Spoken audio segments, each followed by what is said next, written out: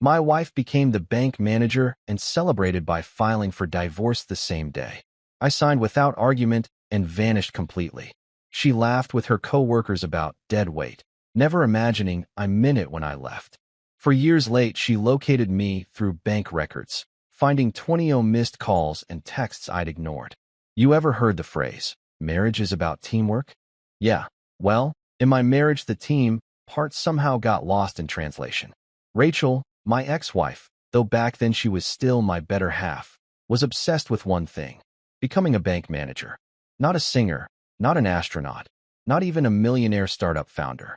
No, my wife's Everest was climbing the beige-carpeted mountain of retail banking until she could finally sit in a glass office and scold people about overdraft fees. Meanwhile, me? I was the mule dragging the supplies up the hill. I worked 2 jobs for years, mornings driving a delivery van for a furniture store and evenings in construction. My friends used to joke that I was part-time human, full-time ATM. My buddy Luis would slap me on the back during Friday beers and say, "You're basically a debit card with legs, man. Does she at least let you pick the PIN number?" I'd laugh, because that's what you do when your life is secretly a sitcom and you're playing the tragic clown. 8 years. That's how long I poured every ounce of energy into Rachel's future. 8 years of watching my own dreams gather dust like a gym membership card. 8 years of excuses. We can't go on vacation this year. The branch audit is coming up. Don't invite people over. I need the living room quiet to study bank policies. Dinner? Just grab something from the freezer. I need to finish this module on mortgage compliance. If you ever want to feel like a side character in your own life, marry someone who treats policy compliance like foreplay. Even my family noticed. My mom, bless her, once pulled me aside during a Sunday dinner. "Michael," she said, because yes, I'm Michael, the deadweight in question. "You're working yourself into the ground. That girl doesn't even look up from her spreadsheets when you walk in. Are you sure she's in this marriage with you?" I smiled and shoveled another forkful of mashed potatoes. "Mom, she's just focused. It's temporary. Temporary. 8 years of temporary." My sister Marissa wasn't as subtle. "She's milking you, bro. You're like the cow, and she's already planning to open a cheese factory." I rolled my eyes. "It's not like that. She loves me." Marissa smirked. "Does she love you? Or does she love your overtime pay?" I brushed them off because that's what stubborn husbands do. We convince ourselves we're building something together, even when we're actually building scaffolding for someone else's skyscraper. Small sacrifices, big picture. Here's the thing. I didn't mind sacrificing at first. I thought I was investing in our future. I pictured us sitting in some cozy house, sipping wine, laughing about the hard years. I thought, sure, I'll eat frozen burritos now. Someday we'll be on a beach in Hawaii. Instead, the closest I ever got to Hawaii was a screensaver on her laptop that she never once let me touch. My truck was falling apart. The driver's seat permanently reclined at a 45-degree angle because the lever broke. But I didn't complain. Rachel needed tuition, new books, new suits for interviews. I told myself, this is what good husbands do. Funny thing is, no one told me good husbands eventually get demoted to dead weight. Signs I ignored. Looking back, there were signs. Like the way she introduced me at her office parties. Not as my husband, but as, "This is Michael. He's supportive." Supportive. As if I were a bra. Or the time she posted a photo of herself with her study group on Facebook and captioned it, "Love my team." And I wasn't even in the picture. You know what I was doing while she smiled with them? Overtime. But I ignored it. Because love makes you blind. And in my case, it made me stupid. The big day approaches. Year 8 rolled around, and Rachel started circling the finish line. She had interviews lined up, confidence soaring, and an almost terrifying sparkle in her eye. She'd say things like, "When I'm manager, everything will change." I thought she meant for us. Luis, always the pessimist, shook his head. "Dude, when people say everything will change, they usually mean they're about to buy a sports car or ditch their spouse. Watch your back." I laughed it off. Come on. She wouldn't. Spoiler, she did. Humor in the tragedy. Looking back, I can laugh at the absurdity. Like how I canceled 3 vacations in a row because she needed to focus. I should have realized I was the only one focusing on keeping our lives afloat. Or how she'd tell me, "One day I'll repay all your sacrifices." And boy, did she. The repayment came in the form of an envelope with my name misspelled on the first page. Sometimes I wonder if the court clerk who typed it up chuckled. Here's a guy funding dreams he'll never live in. Let's make sure his last name's spelled wrong for the final insult. The setup for disaster. By the time Rachel hit the final stretch toward bank manager glory, my body was running on caffeine and sarcasm. I'd show up to construction shifts half dead, muttering jokes like, if I fall off this scaffold, at least she'll get her life insurance payout. My coworkers thought I was hilarious. Me? I was half serious. But I stayed the course. Because deep down, I wanted to believe my sacrifices meant something. That when Rachel finally got her office with the glass door, she'd turn around, see me, and say, we made it. Instead, what she actually said was, we're done. But that part comes later. If I could go back and give past me advice, I'd say, Michael, if your wife calls bank policies sexy, run. Michael, if your wife refers to you as supportive more often than husband, pack your bags. Michael, if your wife's idea of romance is sending you a calendar invite for a 5-minute conversation, congratulations, you're not a husband. You're tech support with a pulse. But of course, hindsight is 20/20ths. And in my case, it's also 8 years too late. So there I was, 8 years deep, exhausted, hopeful, and completely unaware that my life was about to flip harder than pancakes at an all-you-can-eat diner. Rachel was about to get her big promotion, and I was about to get promoted too, just not in the way I imagined. She was about to become bank manager Rachel, and I was about to become ex-husband Michael deadweight. The irony? I didn't even realize being deadweight was about to feel like the lightest, most freeing promotion of my life. The night of Rachel's big promotion party, I thought I was walking into a celebration of us. You know, the kind of milestone moment where all the late nights, the frozen burritos, the busted vacations, the overdraft fees, all of it finally adds up to something. I even ironed my shirt, which, if you know me, is basically a marriage proposal. That shirt hadn't seen heat since the day I bought it. I showed up at the bank's event hall with flowers in one hand and the kind of pride only a fool could carry in the other. The place was decked out in the exact kind of style Rachel loved. Beige balloons, silver ribbons, the kind of food that looks expensive but tastes like cardboard. Her coworkers were clapping for her like trained seals. One guy even whistling as if she'd just won the lottery.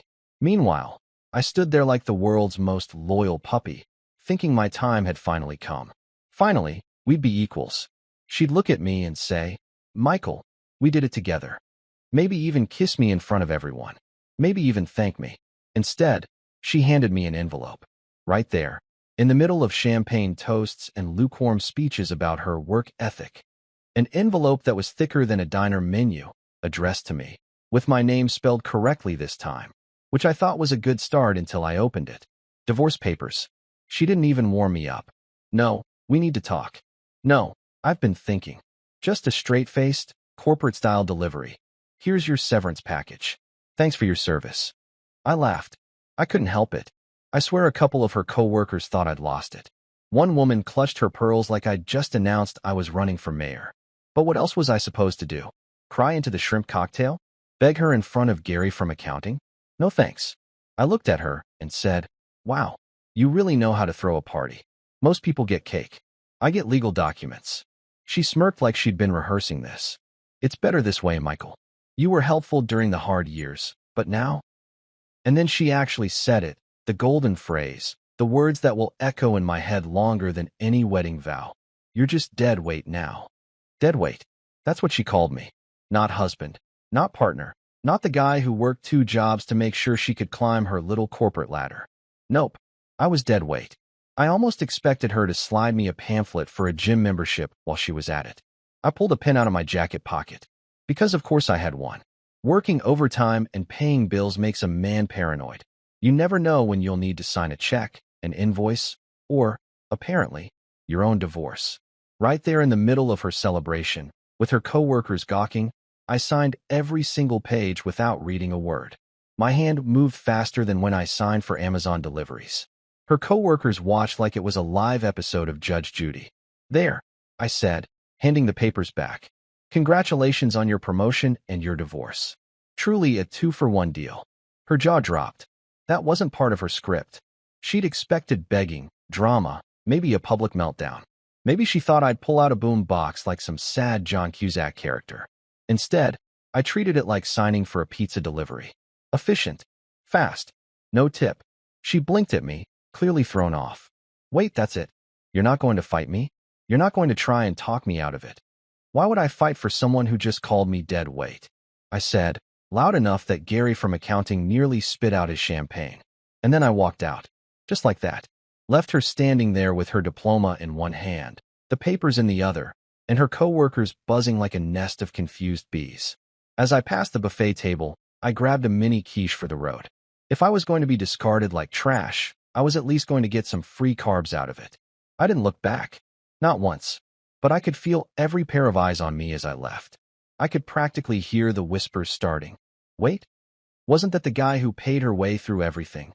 Did she just dump him the same day she got promoted? Who does that? The last thing I heard, as I turned the corner out of the event hall, was some junior teller whispering. Who was that guy? And why did he just leave his own wife standing there like that? Who was I? I was the man who had just been promoted too. Not to bank manager, but to free man. And honestly, it felt better than any promotion Rachel would ever get. 3 days. That's how long it took me to erase myself from Rachel's world. 3 days to turn into the Houdini of divorcees. When I tell you I disappeared, I don't mean I packed a bag and went to my mom's for a while. No, I executed a disappearing act so clean, so thorough, even the IRS would have been impressed. If Rachel had thought I was dead weight, well, fine. She was about to learn what happens when you drop the guy who'd been carrying the whole load. Spoiler. The load disappears too. The first step was easy. I shut down our joint account. Closed it so fast the banker probably thought I'd robbed the place. I pulled out my half. Not that there was much left, considering I'd been funneling most of it into Rachel's rise to corporate royalty, and moved it into a new bank she'd never heard of. Funny thing about being married to a bank-obsessed woman? She never once paid attention to where the money actually came from. She just assumed the fairy godmother of finance kept the lights on and the rent paid. Newsflash, the fairy godmother was me. Then came the utilities. All in my name. Electricity, water, internet, even the trash pickup. Click, click, cancel. Suddenly her little castle was about to turn into a dark, smelly cave. I imagined her trying to microwave her frozen lean cuisine in a kitchen with no power. That image alone carried me through the stress of moving. Even the Netflix subscription got axed. Call me petty, but if I paid for 8 years of her Grey's Anatomy marathons, the least I could do was leave her hanging mid-season finale. I pictured her clutching the remote in horror, screaming, "Not now, Meredith," while the screen asked for updated payment information. That was the kind of poetic justice I lived for.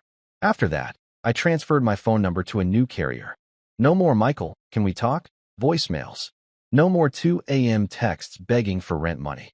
My number was gone, just like me. 3 days, and I had vaporized. By Saturday morning, I was loading my old pickup truck with everything I actually cared about. Clothes, my grandmother's china, which Rachel always said was tacky. Joke's on her. Now it was tacky in my possession, my toolbox, and my collection of vintage records she swore were just clutter. If there's one thing divorce teaches you, it's this. A man's clutter is another man's treasure, especially when the first man keeps it and the ex doesn't. I stared at the empty apartment one last time. The place looked hollow, like a hotel room after checkout. No soul, no warmth, just beige walls and the faint smell of Rachel's favorite cinnamon candles. For a second, I almost felt nostalgic. Almost. Then I remembered her words, dead weight. And I laughed. Dead weight doesn't pay rent, sweetheart. I muttered to the walls and walked out. Destination? Portland, Oregon. Not because I had friends there. Not because I had family ties. Honestly, I picked it because it was the one place Rachel wouldn't think to look. She probably pictured me curled up in my childhood bedroom, eating mom's casserole and crying. Joke was on her. I was eating gas station beef jerky on the highway, feeling freer than I had in years. When I rolled into Portland, the rain greeted me like an old friend. Gray skies, endless coffee shops, hipsters on bikes. It was perfect. Nobody knew my name. Nobody knew I was the guy who worked himself to death so his wife could boss around tellers and pantyhose. I signed a lease for a 1-bedroom apartment 15 minutes from downtown. Nothing fancy. The view wasn't of the skyline, but of a parking lot. But you know what? It was mine. Legally, financially, completely mine. That first night I sat on the floor with a pizza. No furniture, no Rachel, and it felt like heaven. Landing a job was shockingly easy. A mid-sized construction company hired me within a week. My boss, Darren, looked at my resume and said, "You've got the experience. Can you start Monday?" That was it. No grilling, no questions about my 5-year plan. I wanted to hug him. After years of listening to Rachel recite speeches about strategic long-term planning, a man who only wanted to know if I could swing a hammer was a breath of fresh air. The job paid well. The hours were reasonable. And best of all, nobody asked about my personal life. If they had, I'd have said, "My wife dumped me for a corner office and a stapler with her name on it." But no one cared. They just wanted me to show up and not accidentally glue myself to a drywall sheet. Evenings in Portland became my new favorite thing. I joined a hiking group, led by a retired firefighter named Carl, who was basically a human GPS. Every Saturday, rain or shine, we trekked through trails, mud, and forests. Those hikes were therapy, except cheaper and with fewer tissues. I'd joke to the group. My ex called me dead weight. But look at me now. I'm climbing a mountain faster than she can balance a checkbook. They laughed, and for the first time in years, I felt like I belonged. I also started exploring little things I never had time for before. Reading actual books instead of bills. Cooking meals that weren't frozen burritos. Even tried painting one weekend. It was terrible. Looked like a raccoon had an accident on the canvas, but it was mine. No judgment. No eye rolls from across the room. Meanwhile, I knew Rachel had to be fuming. I'd vanished so thoroughly she probably thought aliens abducted me. I pictured her pacing in her perfectly ironed manager's suit, barking at her coworkers. "Does anyone know where my husband went?" And them shrugging. "You mean the guy you called dead weight in front of all of us?" Yeah, he probably took that personally. The best part? I wasn't angry anymore. I wasn't sad. I wasn't even bitter. Okay, maybe a little bitter, especially about all the vacations I never got. But mostly, I was amused. Amused at how easily she'd underestimated me. She thought I'd beg, crawl, chase her down with flowers and apologies. Instead, I ghosted so hard I made Casper look clingy. By the end of that first month in Portland, my life was unrecognizable. I had a new apartment, a new job, a new phone number, and a brand new sense of peace. For the first time in 8 years, I wasn't living for someone else's goals. I wasn't the guy funding someone else's ambition. I wasn't dead weight. I was weightless. And the funniest part? Rachel didn't even know it yet. She was still back there, laughing with her coworkers about how she'd ditched me. She probably toasted with a glass of cheap champagne, thinking I'd come crawling back. But she was about to learn something. When you throw away what you think is dead weight, sometimes that weight takes the foundation with it. And without a foundation, well, even the fanciest bank office can collapse. I didn't know it yet, but while I was building a new life in Portland, Rachel was about to face the kind of overdraft she couldn't recover from. And this time, the fees were emotional. Starting over in Portland felt like getting dropped into a video game with a reset button I didn't know existed. One day I was signing away my marriage in the middle of a balloon-filled promotion party, and the next I was eating pizza on the floor of my very own apartment. No Rachel in sight. No frozen lean cuisine stink in the microwave. No one asking me if I'd remembered to pay her tuition fees.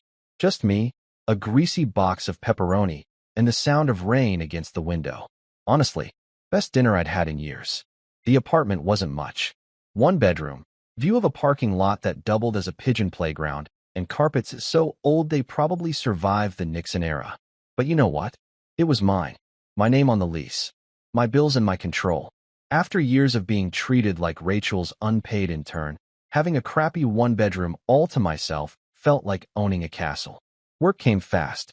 I walked into a construction firm with my resume, and the manager, Darren, barely looked at it. "You got experience?" he asked. 8 years, I said. "You fall off scaffolds?" "Not on purpose."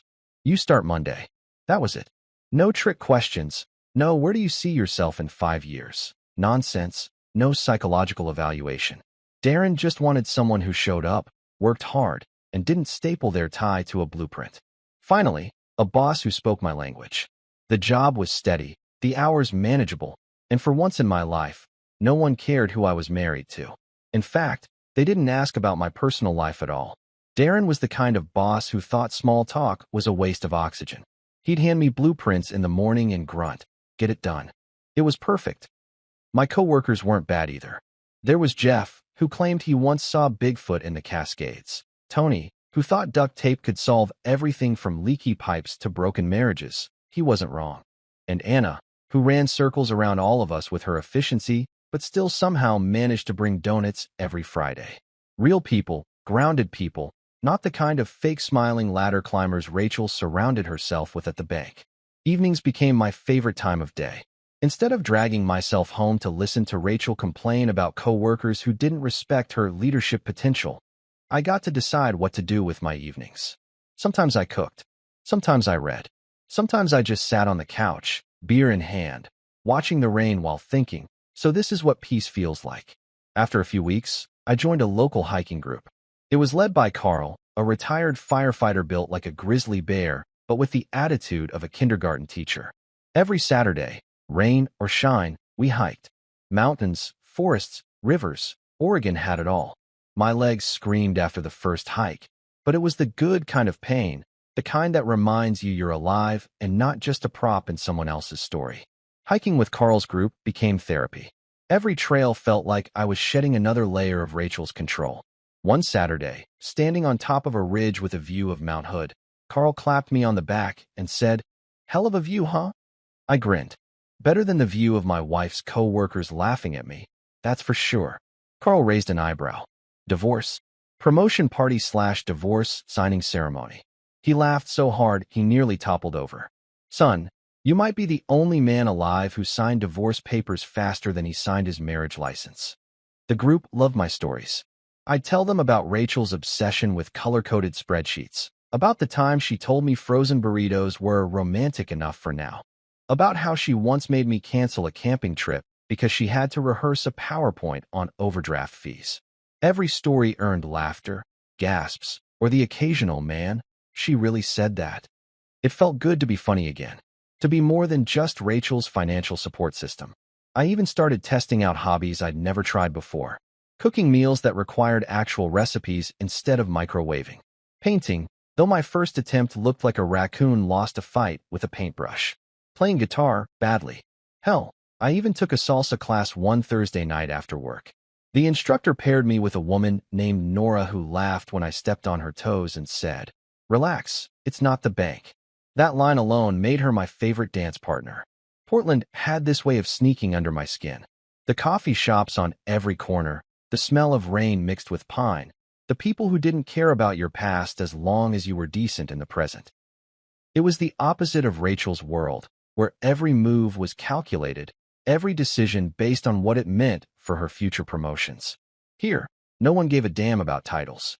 They just wanted to know if you liked hiking, beer, or books. The first time I realized I was actually happy came on a Sunday morning. I was making pancakes, real pancakes from scratch, not the kind that come in a box. When it hit me, no one was going to barge in and complain about how the smell was distracting them from reviewing mortgage compliance policies. No one was going to sigh and remind me of all the sacrifices they were making. It was just me, pancakes, and the freedom to burn them if I wanted to. It sounds small, but that moment was huge. Because for 8 years, my life had been scheduled around someone else's ambition. And now, my only ambition was to get the pancakes flipped before they stuck to the pan. That was my victory. That was my freedom. Of course, I knew Rachel had to be wondering where I'd gone. Probably pacing her shiny new office, ranting to her coworkers about how I'd walked away dramatically at her party. She probably told them I was bluffing, that I'd come crawling back once I realized how much I needed her. But the truth was, I didn't need her. She needed me. And she was about to learn that without my so-called dead weight, her shiny new life was going to start collapsing like a badly built Jenga tower. Me? I was thriving. For the first time in years, I felt light, free, alive. Dead weight. Please. I was airborne, and I wasn't even close to finished. The first text came on a Tuesday night, about 3 weeks after I'd ghosted Rachel so hard I should have been listed in the next edition of Paranormal Activity. I was sitting in my new apartment, eating Thai takeout straight from the container, when my phone buzzed with a message from an unknown number. "We need to talk." Short. Cold. No hi. No how are you. Not even a half-hearted emoji. Just pure managerial efficiency. I stared at it, slurped another noodle, and laughed. Talk. Lady, you had 8 years and wasted every syllable. My response time is currently on a 4-year delay. Delete. Then came the follow-ups. This is ridiculous. You can't just disappear. Oh, Rachel, sweetheart. I could. And I had. I pictured her typing that while sipping her overpriced manager latte, thinking she still controlled the narrative. She didn't. I had unplugged the whole projector. By the end of that week, the messages were stacking like overdraft fees, 12 texts in a single day. By week 2, the phone calls started. 27 calls in one day. 27. Who even has that much stamina? I barely call my dentist back once a year. Each time the phone buzzed, I let it ring, watching her number flash like an annoying notification you know you'll never click. Then I'd hit delete. No voicemail listened to. No text replied to. Her words didn't even deserve the storage space. My buddy Louise called me after hearing from mutual friends. Man, she's losing it. She showed up at your old job, demanding your number, like she was the FBI. And what did you tell them? I asked. Louise chuckled. Told them I didn't know a guy named Michael. Said I used to work with a guy who looked like you, but he vanished after getting promoted to witness protection. That's the thing about disappearing. You don't just erase yourself, you build a legend. And apparently my legend was gaining traction. Rachel wasn't stopping, though. The desperation was bleeding through her perfectly curated texts. First it was we need to talk. Then it became you can't ignore me forever. Then, my favorite, this is unprofessional. Unprofessional? Did she just audit my divorce? Was I supposed to schedule a meeting through Outlook? Send a follow-up memo? Maybe I should have set an away message. Thank you for your inquiry. Michael is currently out of your life indefinitely. For urgent needs, please contact literally anyone else. She even tried calling from different numbers. Block one, a new one popped up. Block that, another came. It was like financial whack-a-mole. At one point, I got so many unknown calls in one afternoon, I half expected my phone to explode and reveal her face like some Scooby-Doo villain. The longer I ignored her, the more frantic she got. I pictured her at her desk, hair frazzled, coworkers whispering while she spam dialed me during lunch breaks. Rachel, are you okay? They'd ask. Yes, just working on client outreach. Client outreach, sure. More like ex-husband outreach with zero ROI. By week 3, she was reaching out to my family. My sister Marissa called me one night, half laughing, half exasperated. Guess who showed up at Mom's house asking for your forwarding address? Let me guess, I said, the ghost of bad decisions past. She actually brought cookies as a bribe. Mom told her to leave them on the porch and then gave them to the neighbor's dog. Good, I said. I wouldn't trust her cookies anyway. Probably filled with ground-up prenup clauses. Rachel even went as far as contacting my old college roommate. He texted me, your ex is hunting you like a lost debit card. Want me to tell her you've been drafted by the military? Do it, I replied. Make it sound dramatic. Tell her I joined a secret operation in Antarctica. Month 2 was where the real comedy started. Rachel apparently tried to use me as a reference for an apartment application. She listed my old number, which of course was disconnected. When the landlord couldn't reach me, she panicked. I laughed so hard when I heard that I nearly choked on my coffee. Imagine putting down the man you divorced as a reference and then being surprised when he's harder to reach than a customer service rep. The best moment came when my old supervisor from the delivery job called me. Hey, just a heads up, he said. Some frantic woman came to the office claiming to be your wife. Wanted your new address. And what did you say? I asked. I told her I didn't know any Michael with a wife. Only knew a guy who worked too hard, then vanished. She looked like she was about to cry. I chuckled. Perfect. If she comes back, tell her I died in a tragic forklift accident. At a memorial plaque near the break room. By month 3, she had escalated into full detective mode. She called my new company pretending there was a family emergency. My boss Darren passed me the message with a raised eyebrow. Ex-wife. Yep, I said. You want me to handle it? Already handled. I don't have a wife. Darren smirked. Good answer. That's what Rachel didn't understand. She thought by calling, texting, harassing my family, and badgering my employers, she'd break me down, force me to answer. But here's the thing. Silence was my loudest response. Every call ignored, every message deleted. It was me saying, you lost the only person willing to carry you. Now carry yourself. And the irony was delicious. Rachel, The one who once stood in front of her coworkers, laughing about how I was dead weight, was now clinging to her phone like it was a life preserver in a storm. I imagined her staring at the message not delivered screen, shaking her head, muttering, "Why won't he answer me?" Because I had finally answered her the day I walked out of that promotion party. The signed divorce papers were my reply. Everything since then was just her trying to reopen a closed account. And if there's one thing I'd learned, it's that once an account is closed, the bank doesn't owe you a damn thing. The texts eventually piled into the hundreds. 200 missed calls. More than enough to qualify as harassment. But I didn't need revenge. I didn't need to yell. I didn't even need to show up. My silence was the debt collector she couldn't escape. And as for me, every ignored call was like another step toward freedom. Every deleted message, another reminder that I wasn't the dead weight. She was the overdraft. And I had finally stopped covering her fees. Life without Rachel was like switching from dial-up internet to high-speed fiber. At first, you're stunned by how quiet everything is, how you don't have to listen to the screeching connection tones, or in my case, her constant sighs about branch policies and leadership training modules. Then one day, you realize, holy hell, I've got bandwidth. Once her calls and texts became nothing but background noise, I started to figure out what I actually liked.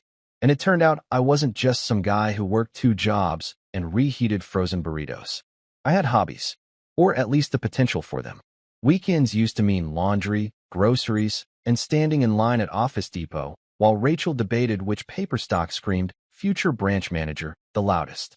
Now, weekends meant hiking boots, trail maps, and discovering muscles in my legs I didn't know existed. I kept going with Carl's hiking group. Carl, the retired firefighter built like a bear with a beer belly, wasn't just a leader. He was a philosopher. The mountain doesn't care about your problems, he'd say, stomping through mud like it owed him money. But it will kill you if you're dumb enough to ignore it. Words to live by, honestly. Half the time, I felt like he was talking directly about my marriage. The group itself was a circus of personalities. There was Linda, a 60-year-old grandma who hiked faster than all of us and carried trail mix like it was contraband. There was Rob, who somehow managed to get lost even when we were walking in a straight line. And there was Tasha, who never stopped taking selfies and once asked if Wi-Fi reached the top of Mount Hood. Spoiler, it did not. They became my people. Every Saturday we trudged through forests, rain dripping off our jackets, cracking jokes about who'd slip in the mud first. Me, usually. I'd fall, curse, and Linda would yell, "Get up, dead weight." The nickname stuck. And for once, it didn't sting. It was funny, like an inside joke I was finally in on, instead of the punchline Rachel left behind. After a few months of this, I realized something terrifying. I was happy. No one was tracking my overtime hours. No one was sighing because I dared to watch a football game instead of quizzing them on mortgage terms.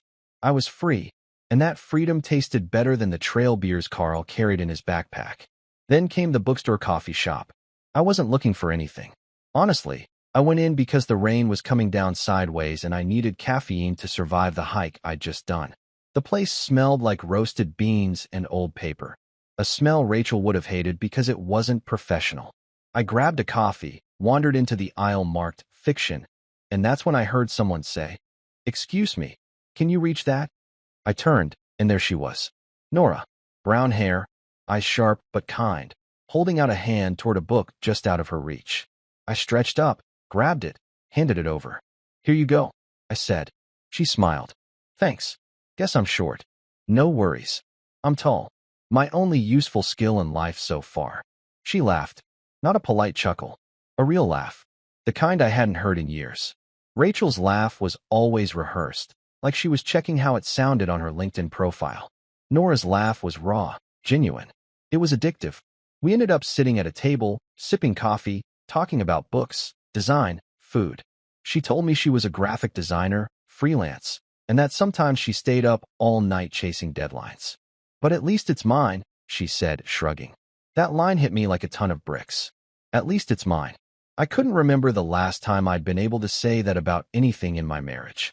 We met again, and again, first for coffee, then for tacos at a food truck, then for a hike with Carl's crew. She brought energy snacks instead of spreadsheets. She laughed when I tripped over a root, not sighed about my clumsiness. When the check came, She reached for her half without hesitation. I almost fainted. Rachel once made me split a 10-cent candy bar. She got the bar, I got the bill. Dating Nora was different. Simple. Balanced. We'd cook at my apartment, me fumbling through a recipe, her teasing me for burning the garlic. Or she'd cook at hers, and I'd wash dishes while she danced around the kitchen. Everything was 50-50, no dead weight, no freeloading, no scoreboard.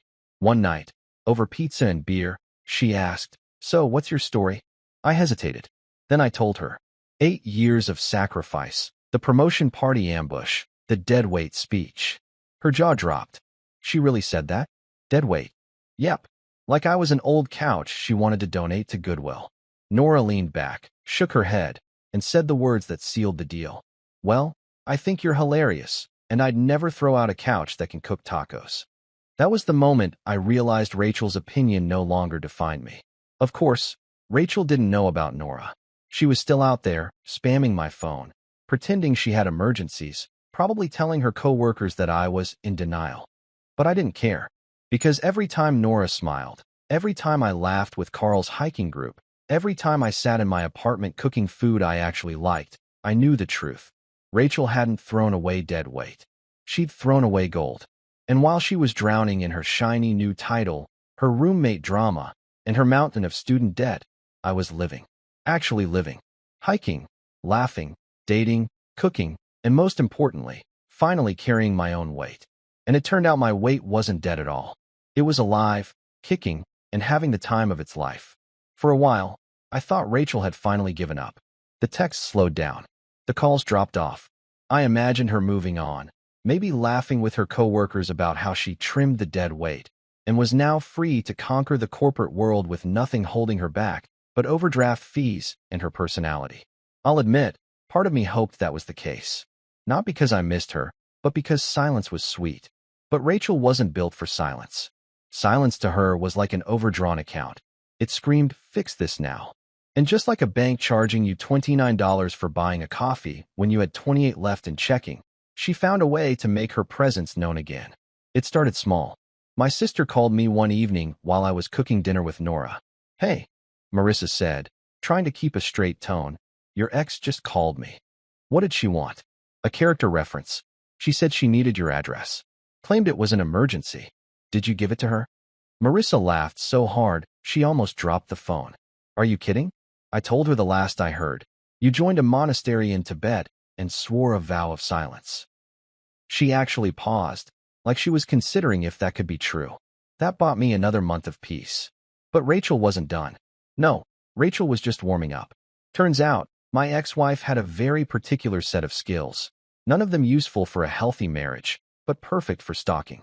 And she had access to something most people don't: bank systems. Yeah, she went there. She abused her shiny new manager access to dig through financial databases, trying to track me through transactions. Imagine explaining that to HR. "Oh, sorry, I wasn't processing loans, I was just seeing if my ex-husband bought a burrito in Portland." At first, I didn't know she was doing this. But one evening, my hiking buddy Carl pulled me aside. "Hey, some woman showed up at the coffee shop asking about you. Showed your photo on her phone. Said you were her husband." I groaned. "Let me guess. Tired-looking, professional tone. Smelled vaguely like printer toner." "That's the one," he said. "I told her I didn't know you. But she seemed intense. Like the kind of intense where if she doesn't find you, she's gonna file a formal complaint with God." That's when it clicked. If she knew to check places like my hangout spots, then she'd gotten a lead. And the only lead I could think of was banking records. I'd used my work insurance for a basic physical a few months back. That record would have had my employer's name. And if you're a bank manager with access to certain databases, well, you could play Nancy Drew with other people's lives. Sure enough, 2 weeks later, my phone lit up again. New number. New message. "Michael, I know where you are. We need to talk." I nearly spit out my coffee. "Oh, do you? What are you gonna do? Track my grocery runs? See how much I spend on trail mix? Hope you like disappointment, Rachel." Delete. But she wasn't bluffing. One Friday afternoon, while I was on-site reviewing blueprints, the receptionist called me. "Hey, there's a woman here. Says she's your wife. Something about a family emergency." I froze. What does she look like? Dark hair, suit, tired eyes. kind of scary in a customer service way. Yeah, that's her, I sighed. Tell her I'm out of state for 2 weeks. Get her number, and I'll call her back. The receptionist giggled. Got it. She doesn't look happy. Later, Darren, my boss, walked over. So, your ex sat in the lobby for 3 hours. Asked everyone if you came back yet. 3 hours. I said, who does that? Did she bring snacks? She left a note. Something about our future together. Want it? Throw it out, I said. Better yet, recycle it. Let her words come back as toilet paper. I thought maybe that would scare her off. But no, Rachel doubled down. She started posting on neighborhood Facebook groups and Nextdoor apps. Looking for my husband. We lost touch after my medical residency. Please help me reconnect. She even used an old photo of us, me smiling in some restaurant years ago, back when I thought ordering appetizers counted as a romantic gesture. Nora showed me one of the posts over dinner. Is this supposed to be you? She asked, holding up her phone. Sure enough, there I was. My old face, her desperate caption. I laughed so hard I nearly choked on my pasta. Wow. She made me sound like a missed connection ad. Looking for the man I dumped at my promotion party. If found, please return to your nearest branch. The comments under her post were brutal. Strangers writing things like, if he wanted to be found, he wouldn't be hiding this well. And, girl, he doesn't sound like a husband. He sounds like your unpaid loan officer. My favorite was, men don't vanish completely unless you gave them a really good reason. Meanwhile, Rachel was spiraling. She wasn't just the bank manager anymore. She was the detective banker, trying to crack a case she herself created. The case of where did my dead weight go? I almost admired the persistence. Almost. If she'd put half that energy into our marriage, she might have actually had a husband still. Instead, she was running around Portland, interrogating baristas, showing strangers my photo, probably wearing a trench coat and muttering, the trail's gone cold. But here's the thing. She didn't understand that finding someone and reconnecting with them are two entirely different things. She could stalk me. She could message me. She could post about me in every Facebook group known to man. But at the end of the day, I wasn't the same guy she left. The guy who worked double shifts, who signed papers without blinking, who got called dead weight in front of coworkers. That guy had vanished too. And the new me? The new me was busy living, hiking, dating, cooking, laughing. Rachel thought she was tracking me down. In reality, she was chasing a ghost. It happened on a Saturday afternoon, in the least dramatic place possible, a coffee shop. Not even one of the fancy Portland roasteries where hipsters argue about beans being ethically massaged before grinding.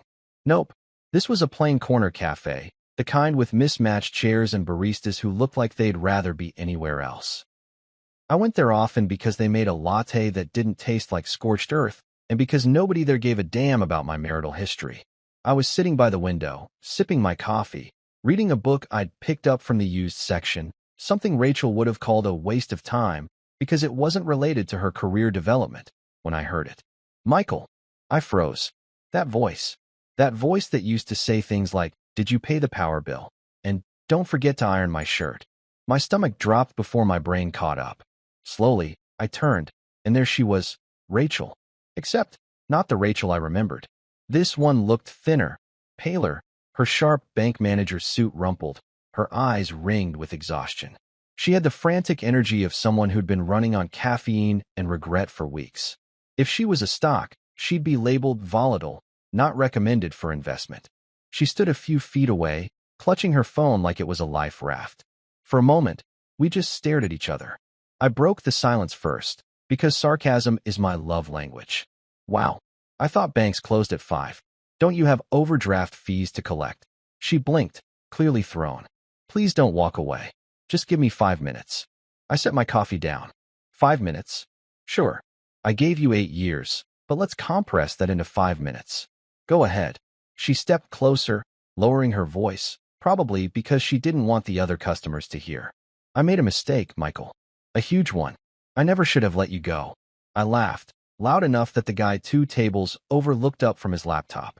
Funny, because last I recall, you practically shoved me out the door while waving your diploma around like a golden ticket. She flinched. I was stressed. Medical school, the pressure. Correction, I interrupted. Banking school. Let's not pretend you were out there saving lives. You were memorizing interest rates while I was memorizing which frozen dinners took the least time in the microwave. Her eyes welled up. I said things I didn't mean. Oh, you mean like dead weight? Because that one really stuck with me. Almost embroidered it on a pillow for the new apartment. She winced. I didn't mean it like that. Sure you did. You just didn't mean for me to take it seriously. Newsflash, Rachel, when you call someone dead weight in front of your coworkers, sometimes they believe you. And sometimes they leave. Her voice cracked. I've regretted it every single day since. I leaned back, crossed my arms. Which part? Calling me dead weight, or discovering that dead weight was actually paying the rent, the bills, the Wi-Fi, the Netflix? She opened her mouth, then closed it again. That silence told me everything. I sighed. Rachel, let me break it down. You thought I was a temporary crutch, something to lean on until you got your shiny office and title. You figured once you had that, you didn't need me anymore. Well, congratulations, you got your office. And then the lights went out because guess who was paying the power bill? She whispered, I was wrong. Yeah, I said, sipping my coffee. You were wrong about a lot of things. Mainly about thinking I'd sit around waiting for you to realize it. Her desperation ratcheted up. She leaned forward, eyes wide. We can fix this. We had something good, Michael. We can have it again. I actually laughed so hard I had to set my cup down before I spilled it. Good?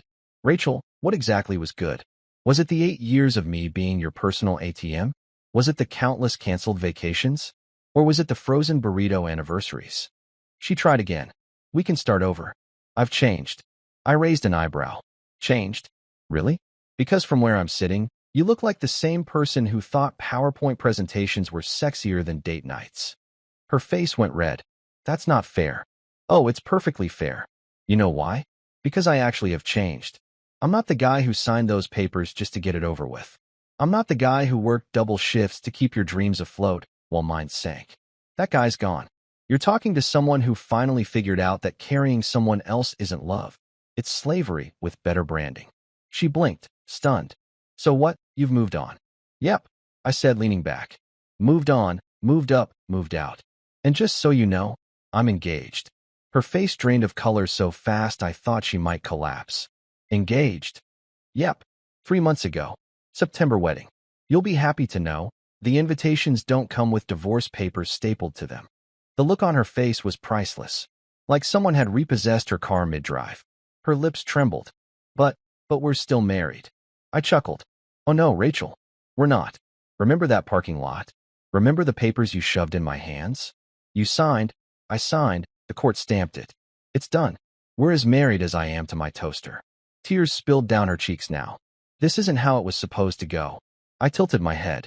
Really? How is it supposed to go? You show up after 4 years of silence, say sorry, and I roll out a red carpet? Beg you to take me back? Rachel, you don't get to discard someone like a used receipt, and then demand they crawl back into your wallet when you realize you needed them after all. She whispered, I love you. I stood, gathering my things. No, Rachel. You love the idea of me. The version of me who sacrificed everything for you. The version who paid the bills while you played boss. That guy's gone. And the new me? He doesn't take deposits from people who closed the account years ago. I started walking toward the door, but before I left, I turned back. Oh, and Rachel? She looked up, eyes pleading.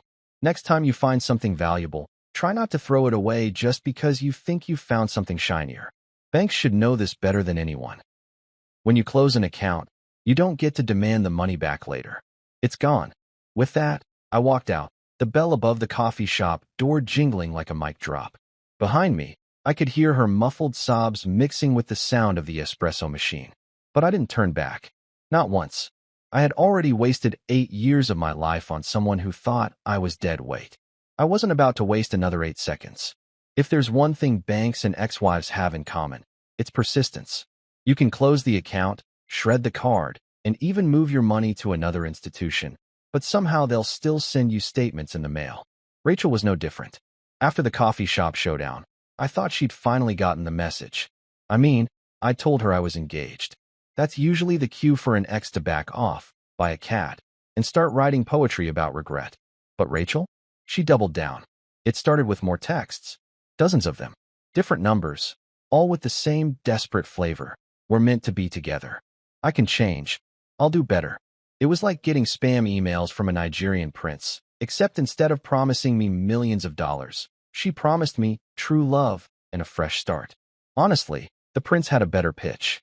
Then came the phone calls. Again, I blocked number after number until my phone book looked like a government blacklist. Each time I hit block, I laughed and muttered, account closed. Try another branch. But Rachel was nothing if not creative. And desperate. Desperation makes people do stupid things, like showing up at my workplace pretending to be a doctor with urgent news about my health. It was a Thursday afternoon. I was reviewing blueprints in Darren's office when the receptionist poked her head in. Hey, there's a woman in the lobby, she said, her voice cautious. She says she's your doctor. Says she has urgent medical information. I froze. What does she look like? Dark hair, wearing scrubs, looks like she hasn't slept in a week. I groaned. Of course. Rachel. She really thought she could cosplay as a doctor and trick her way back into my life. I'll handle it, I told Darren. When I walked into the lobby, there she was, slumped in a chair in wrinkled scrubs. I almost laughed out loud. Rachel hadn't worn scrubs a day in her life. Her idea of health care was reminding me that stress headaches weren't covered under her bank insurance plan. Medical emergency? I asked, arms crossed. She stood quickly, tears already brimming. I had to see you. I didn't know how else to get you to talk to me. I shook my head. So you lied. Again. Classic Rachel. Her lip trembled. Please, Michael. Just hear me out. 5 minutes. I sighed. Fine. You want 5 minutes? Here's what's going to happen. I pulled an envelope from my jacket pocket. Her eyes lit up, probably thinking it was some kind of heartfelt letter. First, I said, handing it to her. This is a restraining order. Any further contact from you, direct, indirect, smoke signals, singing telegrams, becomes a legal matter. That includes showing up at my house, my job, my friends' houses, or lurking around hiking trails with binoculars. Her hands shook as she opened it. A restraining order? She whispered. Yep, I said cheerfully. You always love paperwork. Consider it my little gift to you. She looked gutted, like I'd just repossessed her favorite credit card. Before she could speak, I pulled out a second envelope. This one was thicker, nicer, cream-colored with elegant script on the front. Second, I said, handing it over. This is for you too. She blinked. What is it? A wedding invitation. Mine. September. Portland. Dress code. Not desperate. Her face drained of color. She opened it slowly, reading the names. Mine and Nora's, printed in swirling ink. Her tears spilled onto the paper, smudging the lettering. You're really marrying her? She choked out. Yes, I said firmly. I am. Because she didn't wait to lose me to realize my worth. She didn't call me dead weight and toss me aside. She chose me. From day one. And she still chooses me every single day. Rachel looked like she'd been punched. But I love you, Michael. I actually laughed. No, Rachel. You love what I gave you. The money, the stability, the sacrifices. You loved the free labor. You didn't love me. You loved what I did for you. And now you're realizing that was the real promotion you lost. She broke down completely, sobbing in the lobby while two of my coworkers pretended to be fascinated by the vending machine. This feels cruel, she whispered. Cruel? I said, my voice hard. Cruel would be stringing you along. Cruel would be letting you think you had a chance after what you did. This isn't cruel, Rachel. This is closure. Something you should have given me in that parking lot when you handed me divorce papers like they were a party favor. At that moment, Darren appeared, flanked by security. Everything okay here? He asked. Yeah, I said. Rachel was just leaving. The guard stepped closer, ready to escort her out. She looked at me one last time, clutching both envelopes, the restraining order and the wedding invitation. Will you ever forgive me? She asked through tears. I gave her the only answer that mattered. I already have. That's why I was able to move on. But forgiveness doesn't mean reunion. It means goodbye. Her sobs echoed through the lobby as security led her outside. She didn't fight. She just went limp, like a balloon deflating. When the doors closed behind her, I exhaled, the weight of years lifting off my shoulders. That was it. The final withdrawal. She drained every account we ever had. Emotional, financial, marital, and now, I'd closed the branch for good. I turned back to Darren, who was staring at me like I was a soap opera character. You sure know how to handle your business, he muttered. Yeah, I said, pocketing my hands. I'm done with overdraft relationships. And with that, I walked back to my office, lighter than I'd ever been. 6 months after handing Rachel both a restraining order and a wedding invitation, I stood at the altar, staring into the eyes of a woman who didn't think of me as helpful, supportive, or, God forbid, deadweight. Nora looked at me like I was the whole damn vault. And for the first time in my life, I actually believed it. The ceremony was small: friends, co-workers, a few family members, Carl, and the hiking crew sitting in the back row in clean clothes that made them look like they'd been abducted by respectable society. No champagne fountains, no overpriced floral centerpieces, no smug relatives whispering about who paid for what. Just people who wanted to be there, cheering me on. The opposite of that beige, balloon-filled promotion party where my marriage ended.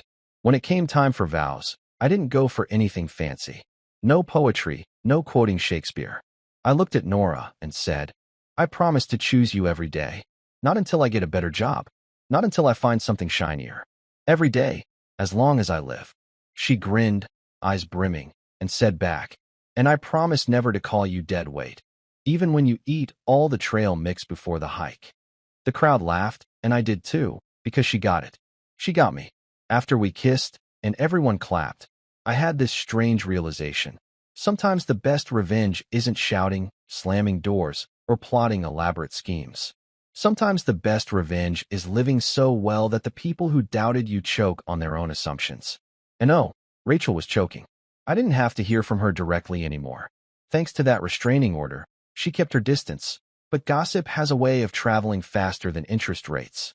A mutual acquaintance spilled the tea. Rachel was barely keeping her head above water.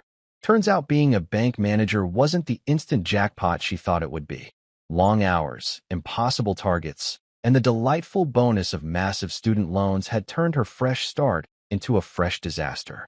She'd burned through savings trying to maintain the independent doctor's wife who left her husband lifestyle she bragged about. Then the roommates came, then the car trouble, then the rumors at work that she was distracted. One coworker even said she cried in the break room after seeing my wedding photos online. I shouldn't have smiled when I heard that, but I did. Not out of cruelty, out of relief. Relief that I wasn't the one stuck consoling her anymore. Meanwhile, my life compounded in value like the best investment I'd ever made. My job had promoted me to senior project manager. My salary doubled, but more importantly, so did my respect for myself. I wasn't anyone's sidekick. I wasn't financing someone else's dream. I was building my own. Our house was modest but perfect. 2 bedrooms, a little yard, enough space for barbecues and quiet nights. On Saturdays, Carl and the crew came over for burgers and beers, and Nora would laugh as they retold the story of me signing my divorce papers faster than any man alive. The world record holder in efficient exits, Carl would declare, raising his beer. Nora and I had balance. Real balance. She worked, I worked. We shared bills, chores, and even blame when we forgot the laundry in the washer too long. There were no scorecards, no unspoken resentments, no you owe me for this. Just mutual respect, something Rachel and I never had. Every now and then, I'd think back to the man I used to be, the guy standing in that parking lot with a manila envelope in his hands, feeling like his whole world had just been repossessed. If you told that guy he'd one day be remarried, thriving, laughing, and free, he wouldn't have believed you. But life has a funny way of flipping the script. Rachel wanted a clean slate, and I gave it to her. She wanted freedom from dead weight, and I granted it. But what she didn't expect was that the dead weight was also the foundation. And when the foundation walks away, the whole building starts to crack. Me? I wasn't dead weight. I was compound interest. Quiet, steady, building value until one day, the balance was undeniable. At the reception, as Nora and I danced under string lights, Marissa clinked her glass and shouted, "To Michael, the man who finally learned that disappearing is an art form." Everyone laughed, and I raised my glass, grinning. Because here's the truth. Rachel thought she'd traded up, thought she could cash me out like a savings bond she'd grown tired of holding. But what she really did was sell low, right before the market took off. And now she was left with nothing but regrets, while I was dancing with the best investment I'd ever make. The night wound down with friends and family hugging us, the hiking crew stealing slices of cake, and Carl muttering, "You did good, kid."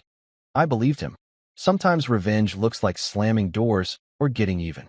But the sweetest revenge of all, living so well that the person who left you realizes they gave away something irreplaceable.